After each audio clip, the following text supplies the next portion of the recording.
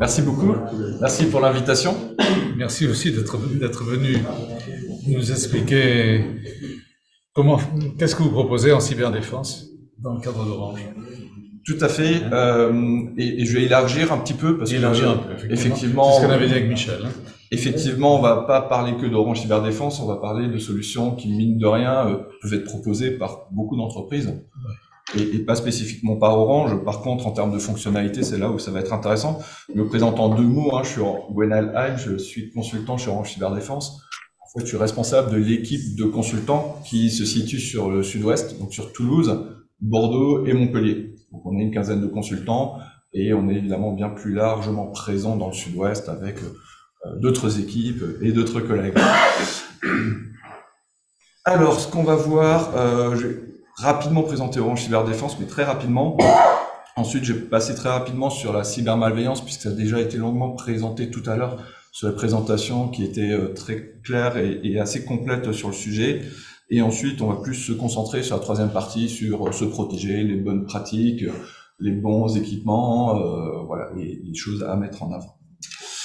Alors, Orange Cyberdéfense, en 2 secondes, on est une entreprise 100% filiale d'Orange, le groupe Orange, que vous connaissez très bien, et on est dédié aux activités de cybersécurité. On a vocation à offrir tout un panel de services, de produits liés et consacrés à la cybersécurité et à la protection des entreprises et des organisations, des administrations, des collectivités, des mairies, etc. On est plus de 2500 experts, dont effectivement une bonne partie en France, puisqu'on est plus de 1200 en France, mais on est aussi présent sur d'autres géographies, notamment en Europe. On agit sur tout le cycle des besoins en cybersécurité. On peut parler de l'anticipation. Par exemple, en anticipation, on va notamment étudier les nouvelles menaces. Tout à l'heure, vous avez eu les exposés. C'est un monde qui évolue constamment et donc il faut se tenir au courant de ces évolutions-là, de sorte à pouvoir le plus rapidement possible mettre en place les dispositifs pour parer ces nouvelles menaces. Donc là, on est vraiment dans l'anticipation. On a ensuite toute une partie d'identification. Là, on va en reparler un peu plus longuement tout à l'heure, mais l'idée, c'est d'évaluer, de s'évaluer pour voir où on en est en termes de protection. Quel est son niveau de risque? Qu'est-ce qu'on a mis en œuvre? Est-ce que ce qu'on a mis en œuvre fonctionne bien? Est-ce que c'est suffisant? Est-ce qu'il faut aller un peu plus loin?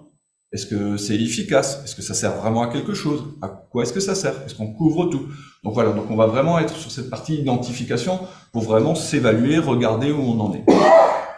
Ensuite, on va se protéger. Donc là, on va mettre en place des infrastructures, des logiciels pour justement se parer. Donc en mode château fort. Donc là, on va mettre en place les murailles, le pont-levis, les douves, etc. Donc en cybersécurité, c'est un petit peu pareil, on va mettre en place des dispositifs pour se protéger. Ensuite, on va détecter. Alors, pourquoi détecter? Parce qu'aujourd'hui, maintenant, depuis une dizaine d'années, on s'est mis dans la posture où, de toute façon, on va être attaqué. De toute façon, on va être victime de cyberattaques. Et donc, et ceci malgré les défenses qu'on aura déjà mis en œuvre, on va être d'une façon victime de cyberattaques. Donc là, on se met dans une position où on se dit, on va essayer de les détecter le plus vite possible pour réagir le plus vite possible. Je vous rappelle, il y a toujours un cycle d'innovation, ils ont toujours un temps d'avance, ça a été dit tout à l'heure. Voilà. Donc l'idée là, c'est vraiment de se mettre en position de, ok, on se protège un maximum et ensuite on est vigilant. On reste vigilant pour détecter et réagir. Et enfin, effectivement, la réaction. Alors ça, malheureusement, ça fait beaucoup l'actualité, notamment dans le cadre des crises. Voilà, dont sont victimes certaines collectivités, des hôpitaux, où eux, dès lors que c'est la crise, là, faut réagir avec efficacité, méthode, pour réduire le plus possible ces impacts. Donc voilà, donc chez OCD, et aussi chez tout un tas d'entreprises, voilà, on intervient sur chacune de ces parties. Alors, la cybermalveillance, une réalité pour toutes les organisations. Alors là, je vais passer rapidement. J'ai pris quelques statistiques qui viennent du site cybermalveillance.gouv.fr. Donc, c'est une initiative lancée par l'État qui est vraiment extrêmement intéressante, que je mets chaque fois en lumière et sur laquelle, si vous avez des questions autour de la cybersécurité, c'est vraiment le premier site que je vous encourage à regarder. C'est extrêmement bien documenté, ils ont beaucoup de facs, des outils, des méthodes, et y compris des acteurs référencés dans le domaine de la cybersécurité qui peuvent vous aider. Il y a Orange Cyberdéfense, mais encore une fois, on n'est pas tout seul. Hein. Il y a d'autres acteurs qui existent, voilà. Et donc, c'est vraiment une plateforme de confiance sur lesquelles vraiment vous pouvez trouver tout type de réponses. Tout à l'heure, on a parlé de cyberharcèlement. Bah voilà, si vous êtes victime de cyberharcèlement, si quelqu'un dans votre famille est victime de cyberharcèlement, je vous encourage à aller regarder le site là qui va vous donner les bonnes pratiques et qui va dire bah voilà, faut déposer plainte, faut faire attention à ça, faut mettre en place telle mesure, etc. Voilà. Et en fait là-dedans, qu'est-ce qu'on voit? Ben on voit que les recherches d'assistance en ligne évoluent. D'accord? Elles sont croissantes. Et ça veut dire quoi? Ben, ça veut dire qu'il y a de plus en plus d'incidents, d'actualités liés à ces cyberattaques, tout simplement. On voit que ça concerne tout le monde. D'accord? Les particuliers, évidemment, qui vont beaucoup sur ce site-là, mais aussi des entreprises, petites entreprises, des entreprises moyennes. Et qu'est-ce qui se passe? Ceux dont elles sont victimes, ben, on voit beaucoup de hameçonnage, du phishing pour tout le monde, entreprises et particuliers. Les entreprises un petit peu plus sensibles au rançongiciel, donc la première menace, et c'est essentiellement ce qui fait l'actualité en termes de cyberactualité. On peut aussi utiliser ce mot-là. Voilà. Et ensuite, on a tout le lot de violations de données, partage de comptes, des fraudes sur les comptes bancaires, etc. Je passe rapidement, mais voilà, tout le monde est concerné par la cyber.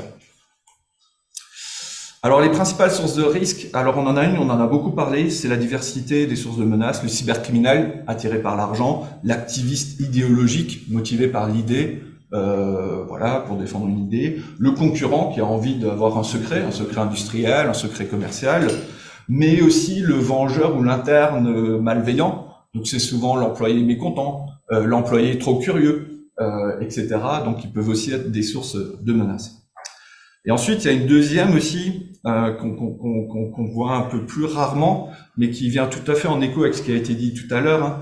Le système est en expansion, le système d'information s'étend, hein, donc on est typiquement dedans. Aujourd'hui, de plus en plus, on va numériser nos activités, donc la surface d'attaque est croissante. Il devient complexe, donc la fragmentation, c'est-à-dire non seulement on conserve les systèmes d'il y a 20 ans, d'il y a 15 ans, d'il y a 10 ans, et on rajoute tout ce qu'il y a aujourd'hui.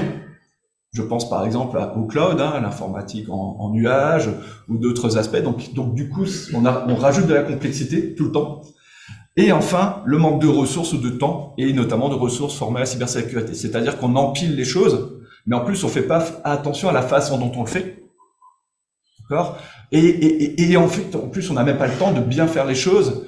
Et donc, finalement, quand on installe quelque chose, on s'assure juste que ça fonctionne, mais sans s'assurer que ça fonctionne dans des bonnes conditions de sécurité. Voilà, donc on installe un truc, on fait l'installation par défaut et on s'arrête à ça et on passe à autre chose. Pourquoi? Parce qu'on a d'autres projets, etc. On a une liste donc, comme le bras de choses à faire.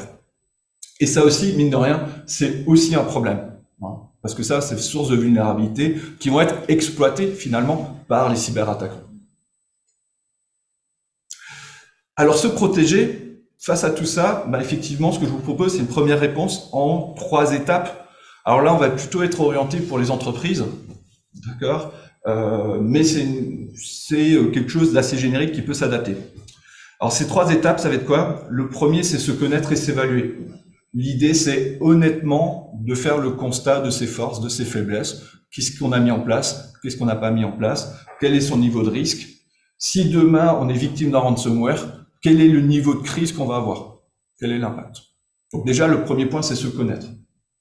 Ensuite, le deuxième point, c'est après mettre en œuvre les bonnes pratiques de sécurité. Donc il y a certainement des choses qu'on fait bien, on les garde, et il y a certainement des points d'amélioration, et là-dessus, on va investir du temps, des moyens pour améliorer le niveau de protection.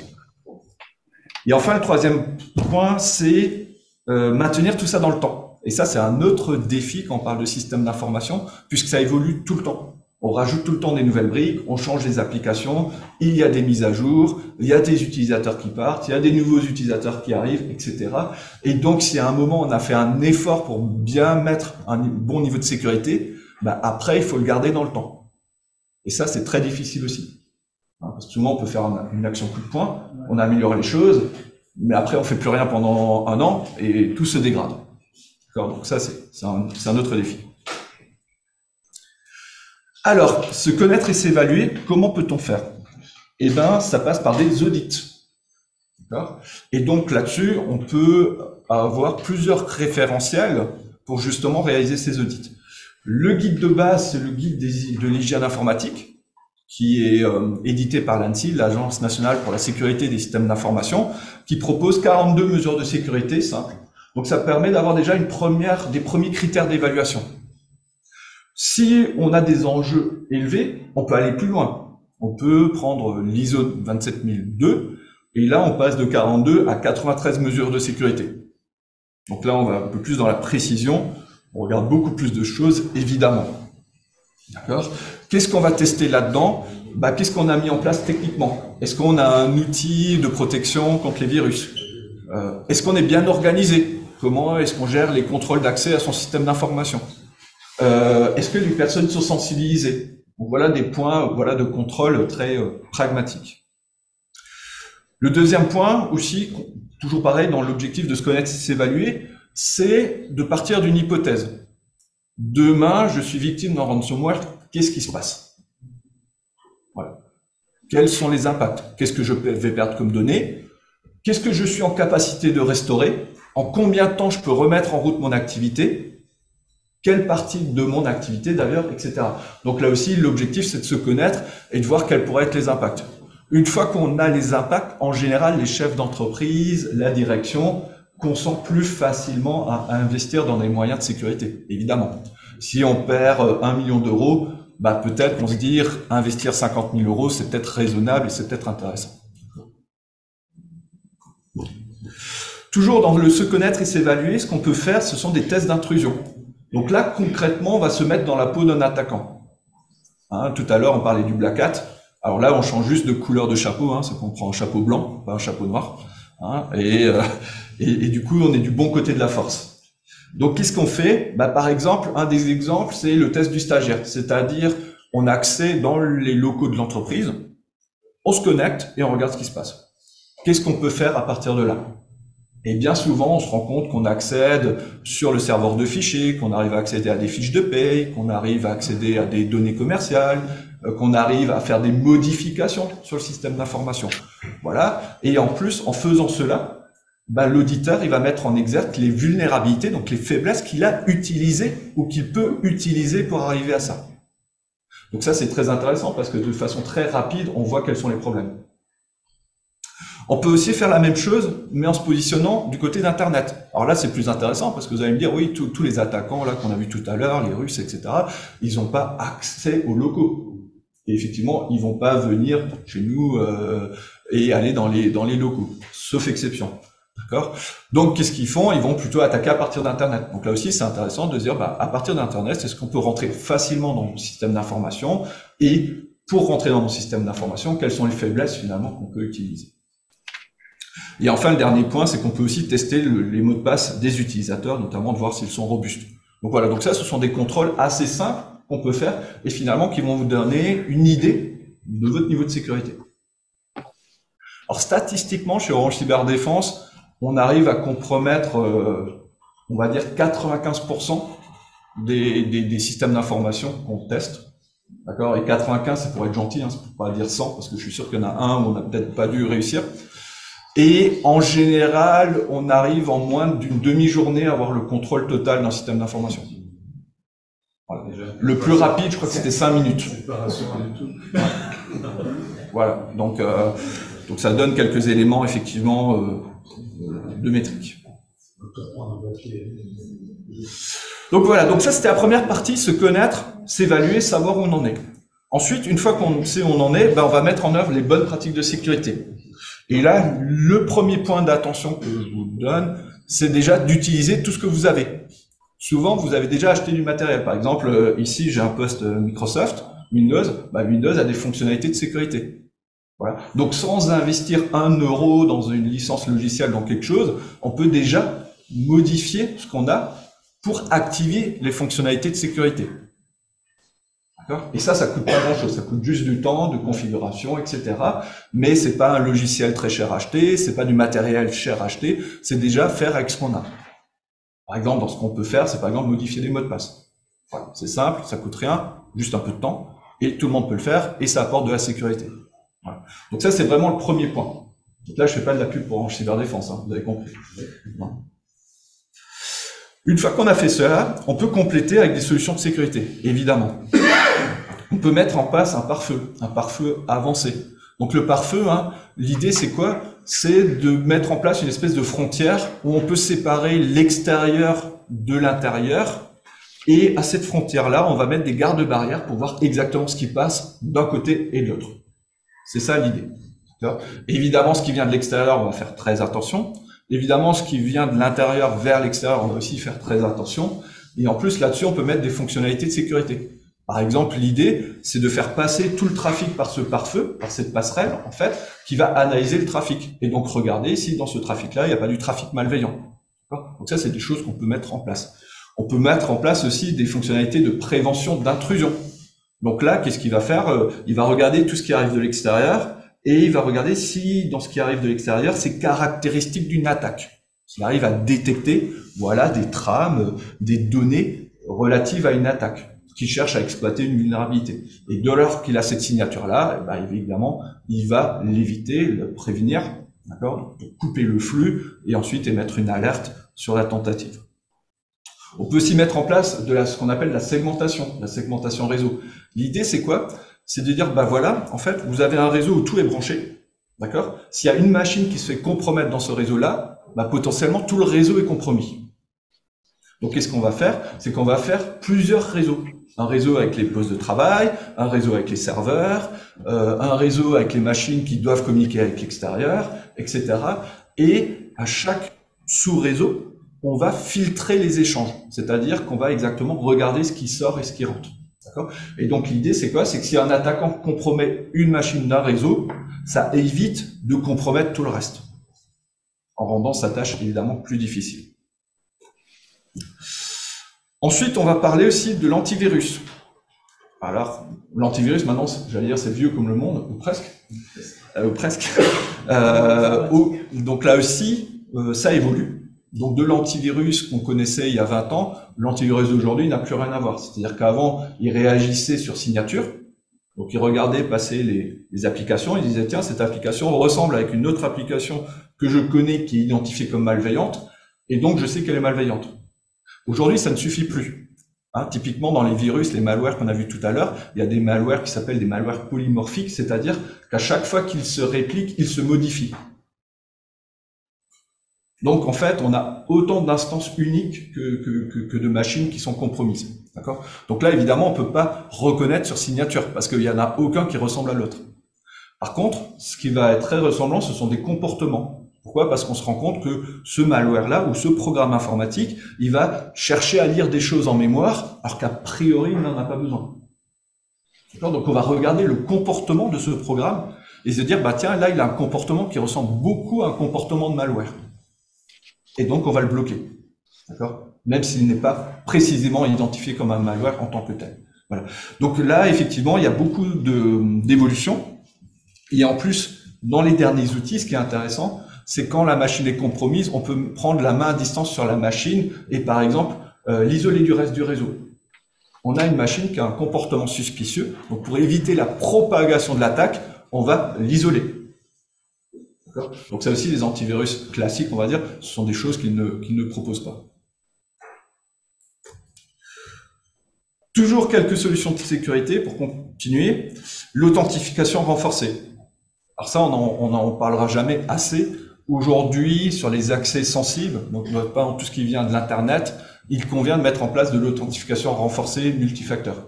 C'est important. Donc je pense notamment à tout ce qui est accès distant sur un système d'information, les accès aux messageries, typiquement, devraient toutes être protégés par ce type de dispositif-là. L'idée, c'est quoi? C'est que si le mot de passe est compromis, ben, on a une seconde barrière de sécurité. Et le mot de passe, aujourd'hui, peut être facilement compromis via une attaque par phishing. Et c'est en général le point de départ d'un grand nombre d'attaques, dont plusieurs qui sont médiatisées, évidemment. D'accord ? Donc c'est absolument important de mettre en place cette solution-là. Et d'ailleurs, quelque chose qui n'y trompe pas, hein, c'est que les entreprises qui se sont fait pirater, en général, avant de remettre en route le système d'information, investissent dans ce type de solution. Et enfin, le dernier point, c'est le renforcement de la protection de la messagerie. Voilà. Aujourd'hui, le mail, c'est un grand vecteur de diffusion de menaces. Et toutes les entreprises sont obligées d'échanger des emails. Je vais prendre un cas simple. Pour recruter, on reçoit des CV, on reçoit des fichiers. Si on ne peut pas ouvrir des mails de l'extérieur, vous n'allez pas recruter. Aucune entreprise ne travaille toute seule de façon isolée. Elle a forcément des partenaires, elle a forcément des clients, elle a forcément des sous-traitants. Donc là aussi, à chaque fois, c'est des échanges avec l'externe. D'accord ? Et la messagerie reste encore aujourd'hui un des principaux moyens d'échange. D'accord ? Donc c'est pour ça que cette brique-là est vraiment extrêmement sensible. Et là aussi, on peut avoir des solutions de protection, on va dire, qui sont renforcées. Exemple de choses qui peuvent être faites, c'est par exemple un malware. Plutôt qu'il soit exécuté sur votre poste de travail, en fait, la solution de sécurité, elle va ouvrir le fichier de façon protégée. Et en ouvrant le fichier de façon protégée, elle va regarder quel est son comportement. Et notamment, si ce fichier a un comportement malveillant, elle va le bloquer. Et ceci même avant que ce fichier arrive finalement sur le PC. Donc c'est là où c'est intéressant. Et ça permet, par exemple, de prévenir des ransomware, alors de certains ransomware, etc. Mais ça permet effectivement de protéger la messagerie, en tout cas de façon intéressante. J'en viens au troisième point, pérenniser son niveau de sécurité dans le temps. Et là, effectivement, on en a parlé tout à l'heure, le système d'information évolue, des nouvelles applications, des arrivées, des départs, les menaces qui évoluent. Donc il faut tout le temps mettre à jour. Voilà, tout le temps. On peut pas dire j'ai fait un chantier de sécurité, ça y est, mon système d'information est sécurisé et je suis tranquille pendant 2 ans. Ça n'existe pas. C'est pas possible. Et donc il faut maintenir un bon niveau de sécurité et avoir un investissement régulier dédié à la cyber. Alors ça passe par 2 choses essentiellement. Une personne qui est responsable de ça. Voilà, quelqu'un qui soit responsable de la sécurité, de l'informatique. Ça peut être plein de monde, hein. Ça peut être le responsable informatique, ça peut être une personne dédiée à cette fonction-là. On parle par exemple de RSSI, responsable de la sécurité des systèmes d'information, par exemple, pourquoi pas, mais il faut quelqu'un qui soit en charge et qui ait une mission dans ce domaine-là. Voilà. Sinon, personne ne le fait. Voilà, classique. Et ensuite, il faut du temps. Voilà, il faut du temps, 2 personnes. Alors, ça peut être une journée par semaine, ça peut être une demi-journée, enfin, voilà, 10 jours dans le mois, etc. Peu importe. Mais il faut un temps consacré pour les activités de cybersécurité. Voilà, important. Et ensuite, mettre en œuvre des procédures opérationnelles. Par exemple, gérer les arrivées et les départs dans une organisation. J'ai quelqu'un qui part, c'est pas normal qu'il ait toujours accès au système d'information. Il faut lui retirer les droits, on lui reprend son badge, etc. pour s'assurer voilà, que son accès ne puisse pas être exploité parce que dans 2 ans, dans 3 ans, quelqu'un aura compromis son mot de passe et que la personne a toujours un compte dans le SI qui date, par exemple. On gère aussi les arrivées. Quelqu'un qui arrive, on lui donne pas accès à tout le système d'information. En général, on lui donne accès aux applications et aux informations dont il a besoin. Donc ça veut dire qu'à chaque fois qu'une personne arrive, il faut se poser la question de à quoi est-ce qu'il a besoin, de quoi a-t-il besoin pour travailler, etc., pour lui ouvrir les bonnes autorisations, évidemment. Intégrer la sécurité dans les projets d'évolution du système d'information, et en particulier la relation avec les tiers. Aujourd'hui, en fait, pour le faire de façon schématique, les attaquants savent que Airbus est bien protégé. Je prends Airbus comme exemple parce que ça parle bien ici. Voilà, au hasard. D'accord ? Et donc, que vont faire les attaquants ? Finalement, les attaquants vont plutôt essayer d'attaquer les sous-traitants d'Airbus, les partenaires d'Airbus, parce qu'ils savent que finalement, ces partenaires-là ont un accès privilégié dans le système d'information d'Airbus. Et donc, on va faire une attaque par rebond. Voilà. On va plutôt pirater la petite PME, le prestataire, etc., sur lequel Airbus s'appuie pour justement ensuite arriver jusqu'à Airbus. D'accord ? Donc ça, c'est important, du coup, de bien sécuriser tout l'écosystème qu'on a autour de soi. Ça passe essentiellement par des relations contractuelles. On a une juriste parmi nous, donc je pense qu'elle en parlera bien mieux que moi. D'accord? Ça passe aussi par des mesures de sécurité technique. Voilà, on laisse pas des flux ouverts à tout le monde, à tout va, etc. On contrôle ce qui se passe, des personnes qui se connectent sur le système d'information, quand est-ce qu'elles se connectent, pourquoi y faire, etc. C'est des exemples, je crois qu'on est un peu limité dans le temps, donc on pourra après rentrer plus dans le détail. Combien, 5 minutes? Super, on est dans les temps. Ensuite, mettre en place le maintien en conditions de sécurité. Alors ça, c'est très intéressant parce qu'avant, on parlait beaucoup de MCO, le maintien en conditions opérationnelles. On s'assure que l'application tourne, qu'elle remplit son office, et c'est tout. D'accord? Quand elle tourne plus, les utilisateurs sont pas contents, donc on le sait très rapidement, on remet en route l'application. Là, maintenant, on va parler aussi du maintien en conditions de sécurité. C'est-à-dire que non seulement l'application doit fonctionner, mais dans des bonnes conditions de sécurité. Et ça, là-dedans, il y a quoi? Bah, c'est par exemple faire toutes les mises à jour. Les mises à jour de sécurité, vous savez, tout ce que vous avez tous les mois sur Microsoft, régulièrement sur vos smartphones, etc. Eh ben, il faut les faire. Alors, quand on a juste un smartphone, c'est pas très grave. Quand on a un parc avec 100 000, 10 000, 100 000 équipements, bon, là, on sent que c'est un peu plus sportif, surtout que sur chacun de ces équipements, il y a plein d'applications, etc. Et qu'évidemment, il faut tout mettre à jour. Donc, sinon, enfin voilà, sinon on peut laisser un trou et une vulnérabilité qui peut être exploitée. On va aussi gérer les sauvegardes, hein, parce que ça, c'est un grand problème pour les ransomware. D'accord? Le jour où vous êtes victime d'un ransomware, et si vous n'avez pas de sauvegarde, eh ben là, vous êtes vraiment pas bien. D'accord? Si vous avez les sauvegardes, ça va être compliqué, mais vous allez pouvoir vous refaire. Donc c'est hyper important de bien s'assurer que ces sauvegardes sont présentes. Donc voilà, donc il faut par exemple s'assurer régulièrement qu'elles sont faites. Aussi tester de temps en temps qu'on arrive bien à restaurer, oui. D'accord, à les utiliser, parce que sinon elles servent à rien, d'accord. Et donc ça, il faut l'organiser régulièrement. Par exemple, toutes les semaines, tous les mois, on fait des tests. Voilà, on fait des tests, on regarde si ça fonctionne bien, etc. On met aussi en place de la journalisation. La journalisation, c'est quoi? C'est l'idée, c'est qu'en fait, chaque action qui est faite sur le système d'information est tracée. Les accès à des fichiers, les modifications à des fichiers, l'accès à une application, l'accès au VPN, au mail, etc. Ça va nous permettre, de détecter des problématiques. Tiens, on se rend compte qu'il y a quelqu'un qui s'est introduit, qui a changé tel accès ou tel droit. Ça va aussi permettre d'investiguer, si on a un incident, évidemment. Gérer les comptes d'administration, donc ça aussi c'est un sujet, séparer les comptes d'administration des comptes utilisateurs. Voilà, par exemple. Et enfin, le dernier point, c'est la sensibilisation à la sécurité. Voilà. Il faut sensibiliser, et là aussi, sensibiliser dans la durée, faire des tests de phishing, rappeler aux personnes un petit peu ce qui a été dit tout à l'heure, le contexte de cybermenace, l'exposition de menaces, en quoi le système d'information est important, et s'il n'y en a plus de système d'information, on n'a plus de travail. Enfin bref, toutes ces choses-là, les répéter régulièrement. Ça, c'est davantage Tout à fait. Tout à fait. C'est vraiment l'aspect humain, sachant que les humains, comme j'ai dit tout à l'heure, ils ouvrent des emails. Voilà. Donc attention à bien repérer les emails.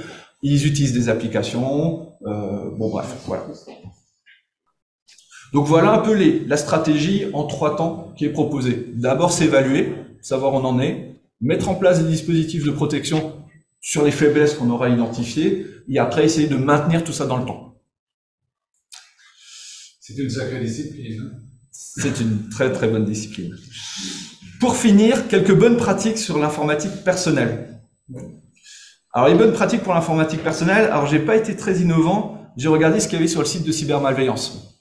D'accord, donc pas de problème, mais au moins c'est complet. Le premier, c'est disposer de mots de passe solides et uniques. Donc solide, robuste, plutôt long, d'accord. Donc aujourd'hui on parle de 12 caractères, un minimum. 12 minimum. Voilà, 12 c'est pas mal. Un mot de passe aléatoire, donc mettez pas le nom de votre chat, la date de naissance, l'année en cours, etc. Utilisez la double authentification partout où possible. Je pense notamment aux comptes de messagerie. Je pense en particulier aux comptes de messagerie que vous avez sur vos smartphones.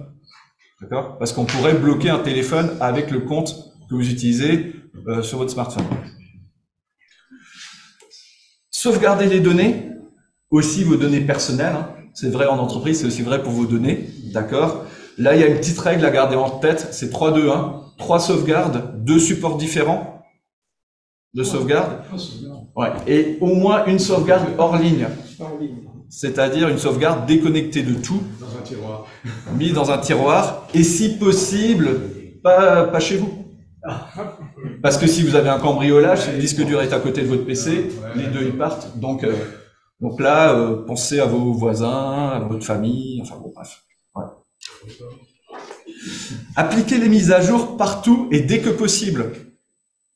D'accord? Vous avez peut-être entendu parler de Pegasus, des choses comme ça. Donc c'est des outils d'espionnage qui utilisent des vulnérabilités. D'accord? Et les éditeurs, pour eux aussi, c'est une vraie course contre la montre. C'est-à-dire que Apple, Microsoft, enfin bref, on peut tous les citer. Eux, leur objectif, c'est d'avoir un environnement le plus sécurisé possible. D'accord? Donc en général, quand ils publient des correctifs, c'est pas pour rien. D'accord? C'est parce qu'en général, derrière, il y a une bonne raison de penser que la vulnérabilité soit grave, voire même déjà exploitée. Utilisez une protection antivirale, on en a parlé, je passe. Évitez les réseaux Wi-Fi publics ou inconnus. Pourquoi? Parce que des personnes pourraient se mettre sur le chemin et espionner finalement les échanges de trafic que vous pouvez avoir. Voilà. Donc, si le Wi-Fi n'est pas de confiance, si vous avez un doute, les McDo, etc., hein, c'est un grand classique, hein, en tant que jeune hacker, voilà, on regarde, on se connecte, on regarde si on voit du trafic, ah tiens, il y a du trafic en clair, oh tiens, le login, un mot de passe, pouf pouf, et puis après c'est réglé. D'accord? Donc, attention, évitez cela quand c'est possible. Téléchargez les applications uniquement sur des sites officiels. Je veux dire par là que les télécharger.fr, les download.com, etc., tout ça, il faut laisser tomber. C'est truffé de malware. D'accord. Attention à bien vérifier d'être sur le bon site, légitime. Hein. Méfiez-vous des messages inattendus. Donc le spam, évidemment. D'accord. Donc en ce moment, c'est les colis. Voilà, il y a la mode. En 2023, il y aura la Coupe du Monde de rugby, donc il y aura des choses là-dessus. En 2024, il y a les JO. Bref, donc ils sont très réactifs sur l'actualité. Voilà, la vignette critères, par exemple, effectivement. Vérifiez les sites d'achat, toujours vérifier que vous êtes sur le bon site et pas sur un site qui a l'air d'être le bon site. Maîtrisez les réseaux sociaux, notamment n'oubliez pas que Internet n'oublie rien. Donc une fois que vous avez publié quelque chose, il faut vous dire je suis à l'aise que cette information devienne publique. Voilà. Si vous n'êtes pas à l'aise sur le fait que votre information que vous voulez publier soit publique, ne la publiez pas. D'accord. Séparer les usages pro et perso, éviter les réseaux Wi-Fi publics ou inconnus, on l'a déjà dit. Et en bonus, soyez vigilants aux équipements que vous connectez sur votre réseau personnel. Vous avez peut-être chez vous des caméras connectées, un dispositif d'alarme, une Alexa, etc. Voilà. Ces équipements sont autant de chevaux de Troie, on en parlait tout à l'heure, et vous ne savez pas finalement comment la sécurité est gérée. D'accord, sur ces équipements-là. D'accord. Donc faites attention, regardez le matériel que vous achetez, regardez la réputation de la marque, et quand vous l'achetez, pensez à bien changer les mots de passe, ne pas les laisser mots de passe par défaut, ne pas laisser la configuration par défaut, donc vous pouvez restreindre par exemple les accès, donc soyez hyper vigilant, parce que là vous connectez directement des choses sur votre réseau local, hein, sur le même réseau, il y a votre imprimante, votre ordinateur, votre NAS, etc., etc. Donc voilà pour les principales recommandations à titre personnel. Il y en a déjà pas mal. Oui. Si on fait déjà tout ça, voilà. Merci. Merci à vous.